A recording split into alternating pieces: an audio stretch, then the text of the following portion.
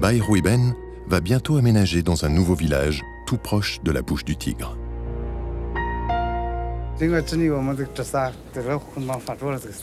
On s'est battu des années contre les sables. Et voilà notre nouvelle maison. Tout le village va bientôt déménager ici. La maison est plus solide contre le sable. Et il y a l'électricité, l'eau. La vie est plus commode et agréable.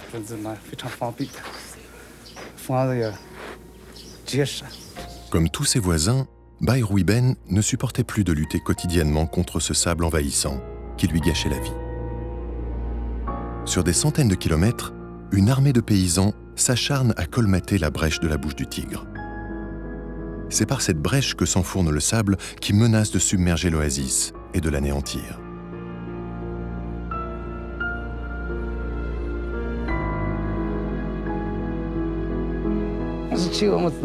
Avant, on ne trouvait que du sable mobile, de partout.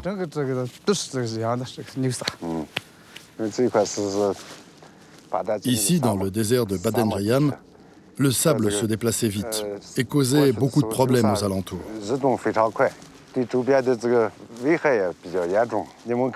Qu'est-ce que vous avez fait pour améliorer cette situation? Jadis, il y avait du sable mobile qui volait de partout. Nous avons commencé à lutter contre la désertification dès l'automne 2008. Nous avons mobilisé 1 millier de personnes pour fixer les sables. La première étape consiste à bien fixer le sable avec des carrés de paille avant de planter.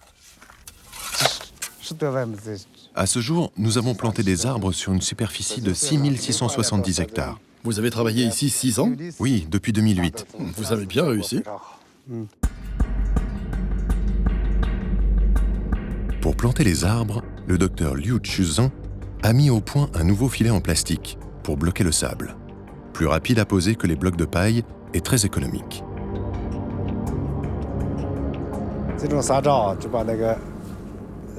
Ces filets empêchent vraiment le vent de déplacer le sable, comme on le voit au loin. Avec cette méthode, il n'y a plus de tempête de sable. Yangshu provient du désert de Qinshan. C'est une espèce d'arbre que nous avons valorisé à Minchi avec les techniques de notre institut. Dans le nord-est et le nord-ouest de la Chine, ils utilisent aussi notre technique pour les Yangshu. L'Institut des déserts du Kansu a expérimenté plus de 700 plantes différentes. Il a également retenu le suoso, qui pousse dans les déserts du Xinjiang, aux confins du Tibet. Très résistant, le suoso est en outre peu gourmand en eau, puisqu'il suffit de l'arroser lorsqu'on le plante. Les suoso grandissent comme ça, au bout de 3 ans. Les plantations de la bouche du Tigre sont efficaces. Les tempêtes de sable qui accablent Pékin ont sensiblement diminué ces dernières années. Sur le front de l'Ouest, la bataille de Minchin est une première victoire. Pour gagner la guerre, un programme de reboisement lancé en 1978 s'est traduit par la plantation de 30 milliards d'arbres, soit l'équivalent de la surface de la Grande-Bretagne. Et il faudra encore plusieurs décennies d'efforts pour compléter la Grande Muraille verte qui doit protéger Pékin. Une seconde bataille est menée sur le front du Nord. C'est celle des poussières de sable du désert de Kupuchi, dans la province de Mongolie intérieure, qui frappe régulièrement la capitale.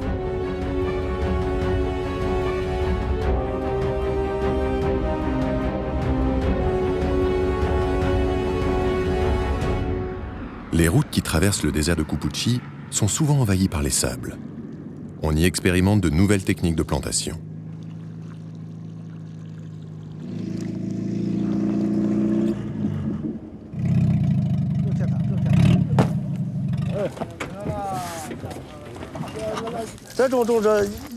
Grâce à cette solution, on ne prend qu'une dizaine de secondes pour planter un arbre à 2 personnes.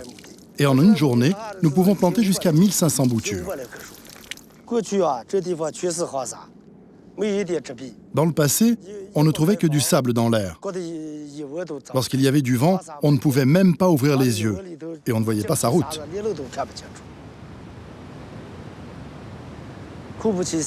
Le désert de Kubuchi est celui qui influence le plus les tempêtes qui s'abattent sur Pékin. Avant, On en avait 70 à 80 par an. Aujourd'hui, après des années de travail, on n'en a plus que 3 à 5. Pékin souffre beaucoup moins.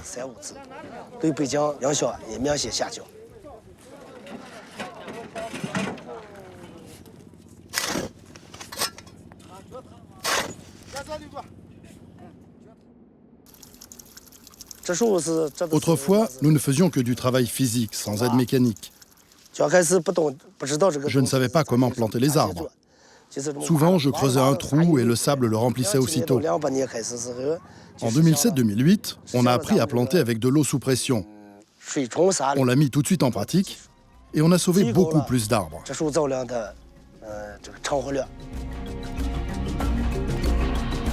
Selon les chiffres officiels, cette nouvelle méthode assurait un taux de survie proche de 85%, contre 50% dans le passé.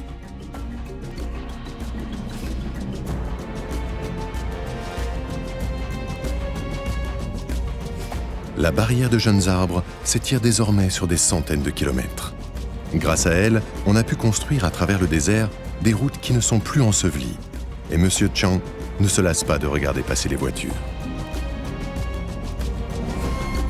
La Grande Muraille Verte est fragile, et seul le temps dira si elle est en mesure de résister à la pression du désert.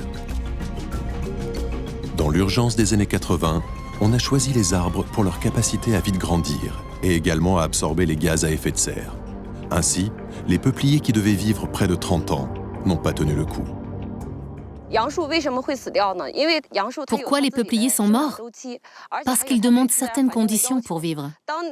La ressource d'eau doit être suffisante et la terre nourrissante. Sinon, si la nappe phréatique baisse ou l'aridité arrive, ils mourront. Le calcul, qui consistait à privilégier les essences à croissance rapide en espérant une plus grande efficacité, n'était pas le bon. Ça, c'est le peuplier local qui croît très rapidement, monte haut et bloque les sables qui se dirigent vers Pékin. L'inconvénient, c'est qu'il possède un cycle de vie assez court.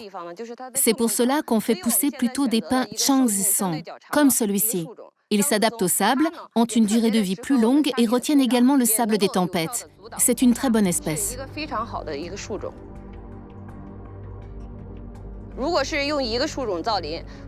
Si l'on plante une seule espèce d'arbre, il y a plus de risques de maladies qu'en mélangeant deux espèces différentes. La grande leçon que la Chine a tirée de ses réussites et de ses échecs est qu'il n'existe pas de recette universelle pour contenir le désert. À chaque parcelle, ses essences et ses techniques de plantation. La Grande Muraille Verte ne sera pas un monument monolithique, mais une mosaïque.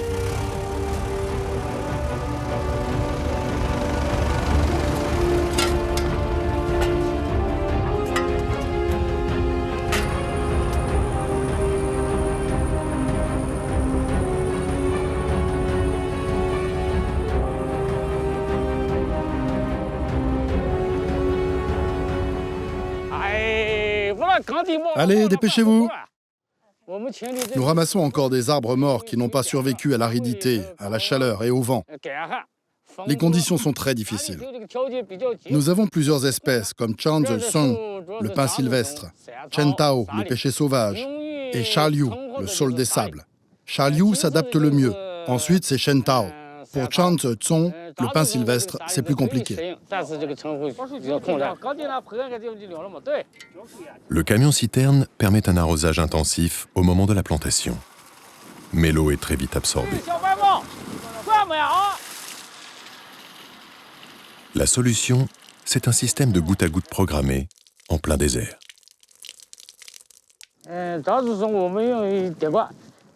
Nous arrosons ce type de pin une fois par semaine durant la première année. Puis la deuxième année, nous l'arrosons une fois toutes les 2 semaines. Dans cette zone, il y a environ 200 000 pins.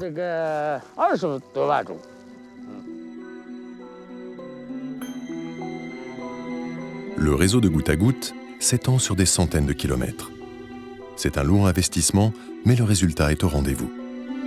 Les arbres s'enracinent et la faune revient.